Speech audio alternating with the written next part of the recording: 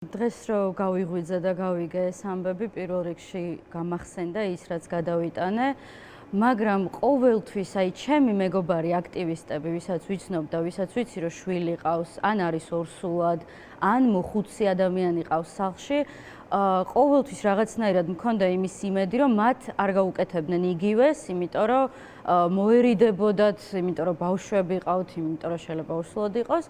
მაგრამ კიდევ ერთხელ აი დავეჯახე ამ რეალობას, რომ რასაც ვფიქრობ ქოცებზე, რომ ეს შეიძლება არ გააკეთონ, ეგ აღარ უნდა ვიფიქრო, პირიქით უნდა გადავამრავლო სამზე და დავიჯერო, რომ მაგას გააკეთებენ. და რომ ყველაფერი ის, რაზეც ისინი ასე დედას იფიცებენ და თავს უთყავენ, რომ აი ჩვენთვის ტრადიციები და რაღაცა პატივისცემა და რელიგია ვითომ ძალიან სინამდვილეში არის სარიელი სიტყვა. არა, ის დარწმუნებული ვარ, რომ სადღეგრძელოებს სვამენ ხოლმე, მანდილოსნების, მომავლის, ბავშვების და ასე შემდეგ, მაგრამ მეორე დღეს დგებიან, იღვიძებენ დილით და გადაწყვეტენ, რომ დღეს ორსულ ადამიანთან უნდა მივიდნენ და უნდა დააწიოკონ ის ადამიანი. ამიტომ არაფერი აღარ მიკვირს, არანაირი ზღვარი აღარ არსებობს მათთვის, არც ადამიანის სიცოცხლე აღელვებთ, არც მით უმეტეს მენტალური ჯანმრთელობა, არც ფიზიკური და არც საერთოდ არაფერი აღარ აღელვებთ და ამიტომ მე პირადად უკვე არაფერი აღარ მიკვირს.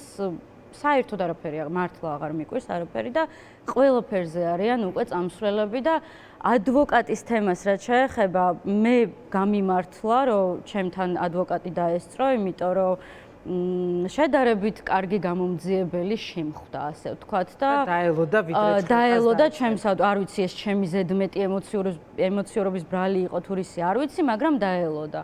ვიღაცას არ უმართლებს და ვიღაცასთან საშინელი რაღაცეები. აი ნიკა ამბობდა დღეს გვარამია, მადლობა ნენსი. ამბობდა რომ შეგიძლიათ არ გაუღოთ საერთოდ კარი, უთხრათ რომ გასაგებია, დაურეკავ ადვოკატს, მოვა ადვოკატი და შემდეგ შემოგიშვებთ სახლში. მაგრამ მათ რა თქმა უნდა, მათთვის შეიძლება ეს არ იყოს არანაირი. მაშველებთან ერთად ბანან შენს კართან, ვისაც უჭირავს უკვე ის ხელსაწყო, ეთანხმებით უნდა გაჭრა.